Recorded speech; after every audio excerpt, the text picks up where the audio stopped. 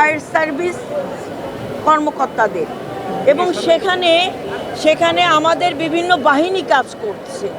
আপনি জানেন যে যখন একটা মানে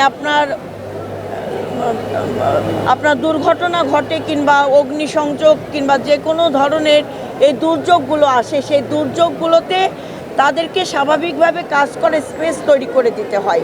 প্রাথমিক অবস্থায় যে ব্যবস্থা নেওয়ার দরকার ছিল সেই ব্যবস্থা আমাদের থানা বিএনপি এবং ইউনিয়ন বিএনপি এবং আমাদের বিভিন্ন সহযোগী সংগঠনের নেতৃবৃন্দরা তারা তাৎক্ষণিকভাবে তাদেরকে এই বিল্ডিং থেকে বের করার ক্ষেত্রে এই অগ্নি সংযোগ যেন বৃদ্ধি না পায় তার জন্য, এবং তারা কিন্তু ফায়ার সার্ভিস থেকে শুরু করে আমাদের প্রশাসনের সর্বত্র পর্যায় পর্যন্ত আমরা কন্ট্যাক্ট করেছি এবং আমরা তাদেরকে অবগত করেছি তাৎক্ষণিকভাবে যেন এই সেবা, এই আগুন নিয়ন্ত্রণের জন্য ব্যবস্থা গ্রহণ করা হয়।